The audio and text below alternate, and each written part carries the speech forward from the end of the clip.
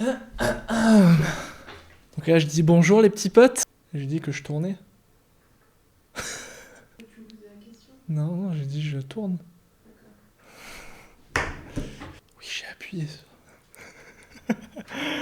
Bon les petits potes, j'espère que vous allez bien. Ça t'aime bien comme... Je suis très heureux de vous retrouver aujourd'hui face caméra. Ça faisait très longtemps que j'avais pas fait cet exercice et ça me manquait mine de rien. Pour vous faire une vidéo aujourd'hui en toute authenticité.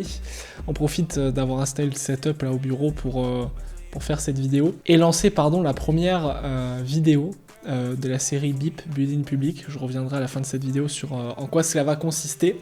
Mais je voulais prendre le temps de revenir quelques semaines, même quelques mois après l'annonce où tous mes proches, etc. l'ont vu et ça a un petit peu tourné du fait que j'ai repris Numadeo.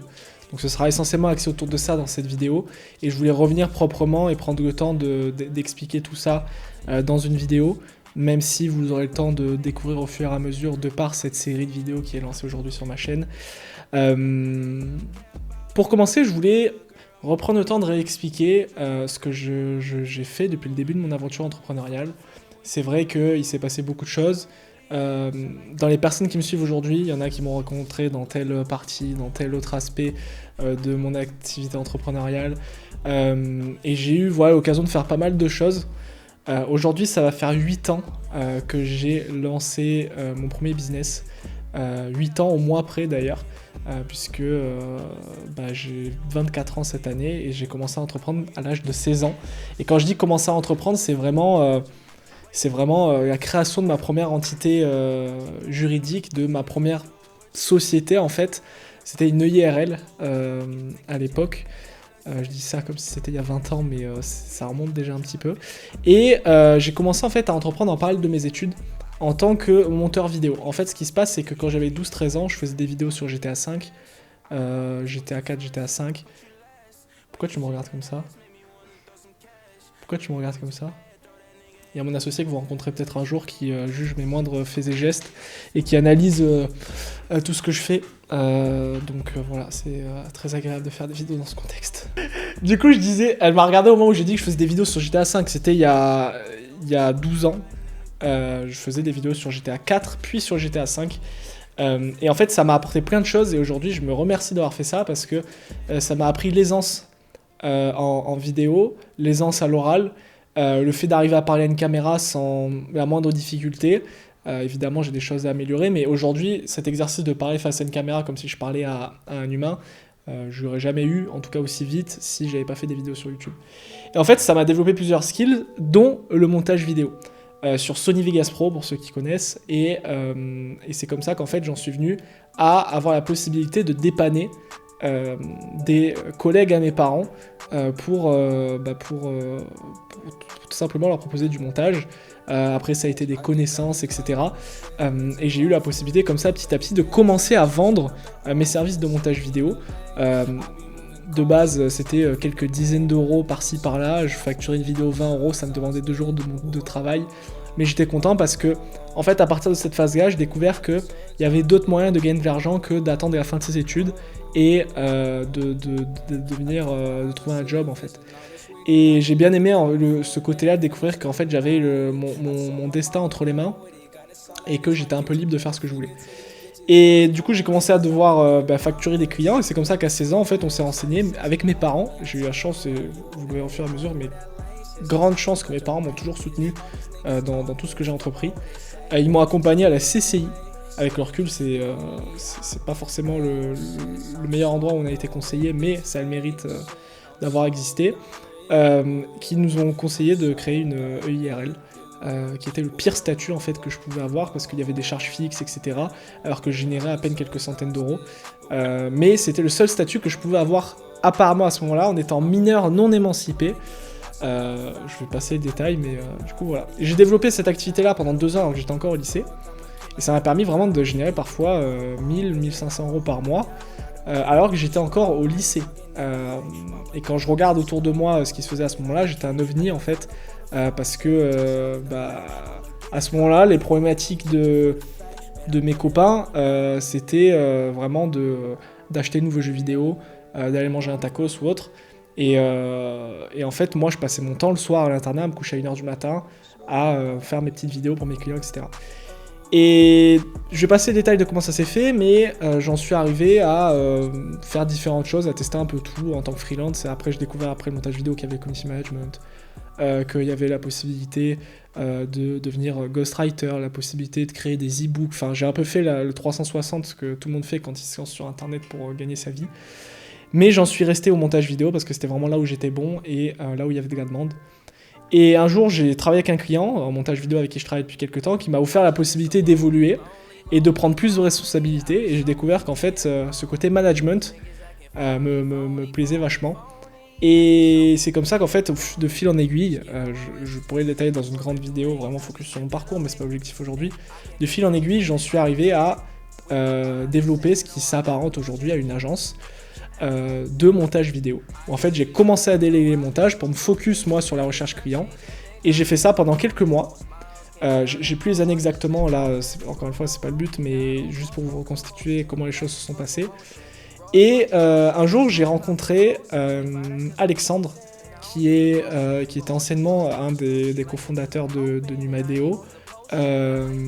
Et j'ai rencontré Alexandre parce qu'en fait j'étais passé par lui pour une prestation vidéo que je devais déléguer, et Alexandre avait une ancienne agence avant, et en fait on s'est super bien entendu, et à partir de là en fait j'ai eu l'opportunité du coup de rencontrer Cédric, et c'est comme ça qu'en fait j'en suis venu à rencontrer les cofondateurs de Numadeo, les associés, et on m'a proposé en fait de devenir chef de projet digital. Donc en fait le concept c'était gérer les monteurs, les graphistes, etc.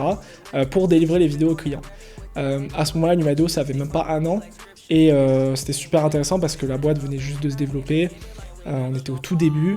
Et en fait, ça a de suite accroché, que ce soit avec les associés et avec les membres de l'équipe et les clients, les résultats, la mission. Moi, j'ai abandonné l'agence que j'avais commencé à développer de mon côté pour mettre all-in à fond à travailler avec eux. 100% en prestation de service. Et en fait, je suis très rapidement devenu directeur des opérations au bout d'1 an, si je dis pas de bêtises, parce que la boîte est passée peut-être de 7 à 8 personnes à 40. Donc il fallait structurer en mode pyramidal assez rapidement, et du coup c'est logiquement qu'en fait j'ai pris la gestion interne des opérations de Numadeo, où là pareil ça s'est très bien passé. Je l'ai fait pendant à peu près 3 années, si je dis pas de bêtises, où ça s'est super bien passé. Qu'est-ce qu'il y a ? Ah ouais, t'as raison, j'ai un épi sur le... Putain, c'est terrible, c'est terrible. Et donc j'ai fait ça pendant 3 ans. On n'est pas à cheval sur les dates, on va dire que c'était à peu près 3 ans. Et ce qui s'est passé, en fait, c'est qu'au bout de 3 ans, j'ai, moi, de mon côté, commencé à perdre un peu la vision de base qui était drivée par Numadeo. Et il y a eu un cumul de choses, c'est-à-dire qu'on avait traversé des phases de scaling à répétition, plus ou moins réussites, qui demandaient beaucoup d'énergie. On avait des flux de clients qui rentraient, où des fois on faisait des croissances d'un mois à l'autre, on passait à 300% de capacité, et du coup il fallait fournir une énergie mais colossale pour... Tu me stresses à chaque fois que tu te retournes. Il fallait dépenser une énergie colossale pour compenser en fait le fait qu'on n'était pas assez staffé en interne pour subvenir à la demande qui était faite, et ça c'est des nuits entières passées à chercher des solutions. Vraiment, je mangeais Numadeo, je me douchais Numadeo, je dormais Numadeo, j'allais au sport Numadeo, enfin vraiment c'était H24. Et en fait j'ai commencé à avoir un épuisement moi physique et mental. Et en plus de ça, il y a eu différentes choses, c'est-à-dire que j'étais plus forcément aligné avec la façon de faire des associés, on n'avait plus la même vision, il y avait des choses que moi on m'avait promis qu'on devait mettre en place, etc., qui traînaient à arriver. Et du coup on a convenu que moi de mon côté je pouvais plus rester, et donc en fait j'ai approché à l'époque du coup Cédric, le CEO de Numadeo, et je lui ai dit écoute, moi je peux plus rester, je vais partir proprement, mais voilà, moi j'ai apporté ce que j'avais apporté à Numadeo, je vous souhaite le meilleur pour la suite, mais moi en l'état, dans le poste dans lequel je suis actuellement et tout, je ne peux pas rester. Et la frustration profonde que j'avais, c'était que en fait je n'étais pas associé à ce moment-là, Et du coup, j'avais pas mon mot à dire sur les grandes décisions, etc. Et il y a plein de choses, moi, que je voyais en interne avec les collaborateurs, etc., que j'aurais voulu implémenter, qu'on m'avait pas laissé implémenter, parce que je pouvais pas prendre des décisions importantes.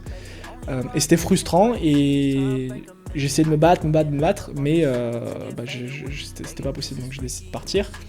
On a fini en bon terme, honnêtement. Numado a fait son bout de chemin de son côté, et moi, de mon côté, je suis parti sur autre chose. J'ai eu l'occasion de travailler avec différents entrepreneurs, Loïc Bourget, etc., pour les accompagner dans leur business en tant que bras droit. Et à partir de là, j'ai commencé à développer du consulting en intelligence artificielle, qui a plutôt très bien marché, parce que c'était le sujet en vogue du moment qui me passionnait énormément, que j'avais déjà commencé à implémenter chez Numadeo, les sujets d'intelligence artificielle, d'automatisation, etc. Et donc je proposais ces services-là auprès des sociétés et des indépendants qui voulaient gagner du temps avec l'intelligence artificielle. Et j'ai fait ça quasi un an.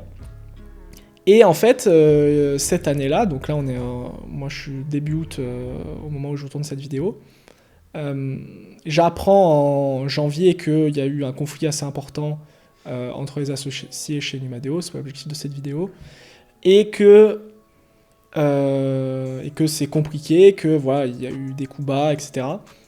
Et que du coup Numadeo est un peu en difficulté, jusqu'à apprendre fin mars que du coup le CEO Cédric souhaite potentiellement se retirer des activités parce que c'est plus quelque chose qui l'anime. Lui a fait le tour de ce qu'il pouvait apporter à la société. Et donc moi j'apprends ça en étant... j'ai toujours plus ou moins continué d'être informé de ce qui se passait chez Numadeo par d'anciens collaborateurs avec qui je suis resté en bon terme, etc. Et en apprenant ça, en fait, je me dis, mais est-ce que c'est pas le moment d'aller proposer de racheter la société pour enfin implémenter tout ce que j'avais pas pu implémenter, que ce soit côté team, côté client, côté off, côté sales, côté marketing, et vraiment appuyer à 100% moi la vision que j'avais de Numadeo pour derrière aller satisfaire les clients et vraiment faire en sorte de démocratiser le personal branding sur le marché francophone parce que j'y crois personnellement beaucoup. Et on entreprend des discussions avec Cédric jusqu'à arriver à trouver un terrain d'entente. J'en arrive à comprendre moi que en fait c'est pas Numadeo qui s'arrête, mais c'est vraiment Cédric qui veut juste se retirer.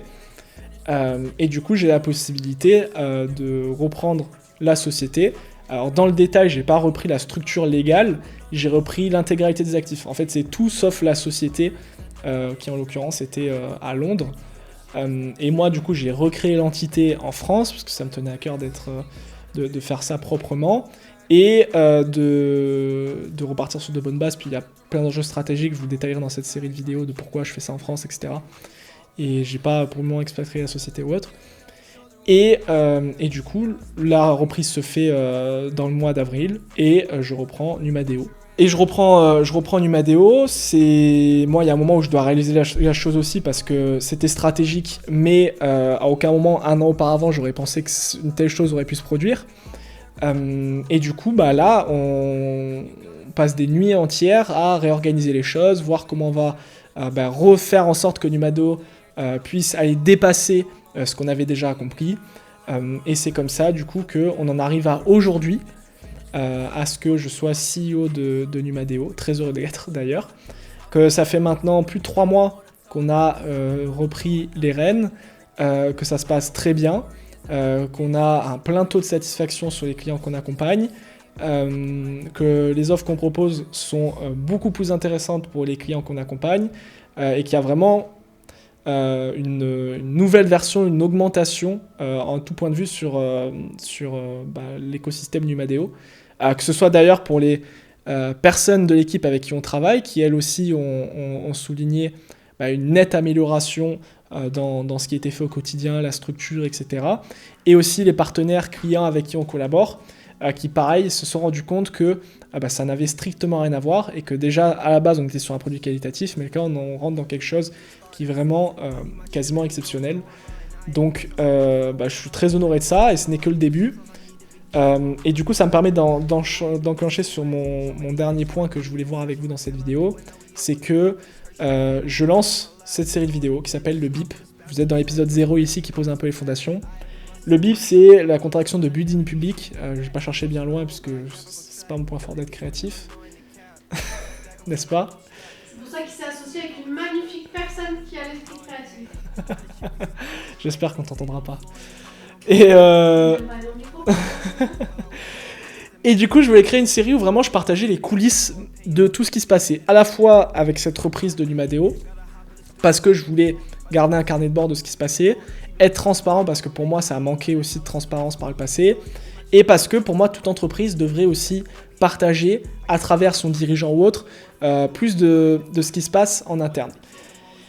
Et donc c'est pour ça que cette série de vidéos est créée. Le concept c'est simple, une vidéo par semaine, vraisemblablement le dimanche, à 18h, je dois encore confirmer cela, où en fait je vous fais vivre ma semaine. Je m'impose pas de structure particulière ou autre, le but c'est juste d'être transparent, d'apporter du contenu. Sur ces vidéos-là, on va pas capitaliser sur un montage de dingue, à faire péter des trucs dans tous les sens comme on sait faire justement chez Numadeo. L'idée c'est simple, efficace, face caméra, pour les personnes ça intéresse. Je cherche pas à faire des vues ou autre avec ce contenu, c'est d'abord pour moi que je le fais, en mode carnet de bord. Et je suis à peu près certain que ça servira à certaines personnes ici qui m'écoutent. Et si c'est le cas, bah, tant mieux. Et c'est vraiment un format moi, que j'aurais voulu avoir sur YouTube quand je me suis lancé.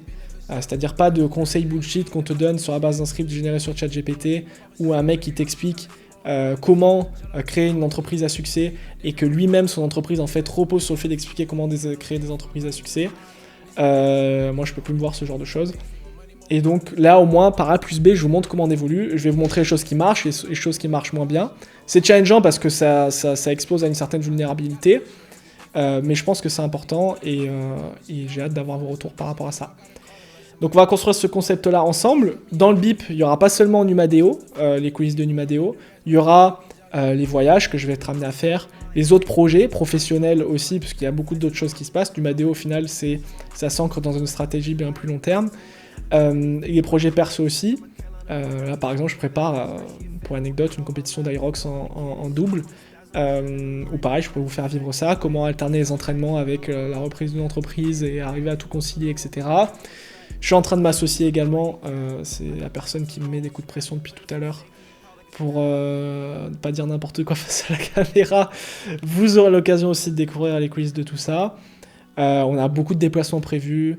On part à Paris un paquet de fois, Maroc, Dubaï dans les prochaines semaines, Thaïlande, Bali, on va faire le Laos, on va faire le Vietnam, donc tout plein de choses aussi à vous faire vivre et expliquer justement comment on concilie tout ça.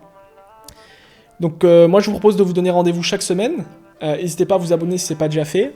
Si vous souhaitez qu'on échange ensemble, avec grand plaisir, vous pouvez me contacter sur Instagram, vous avez tout dans la description. Et si vous êtes intéressé par les services de Numadeo, vous pouvez aller voir sur le site internet pareil ou sur le compte Instagram directement. Je vous remercie d'avoir regardé cette vidéo, j'attends votre petit commentaire pour me dire ce que vous en pensez. On fera des séries de questions-réponses aussi, je l'avais marqué, je vous l'ai pas dit, mais où je répondrai en transparence, concrètement les chiffres, etc. Je vous expliquerai où on en est, comment on évolue, les tranches de chiffre d'affaires qu'on arrive à passer, etc. Et puis voilà, au plaisir de vous partager tout ça. C'était Mathéo, très content d'être de retour sur YouTube. Et je vous dis à très vite mes petits potes. Elle valide pas ça.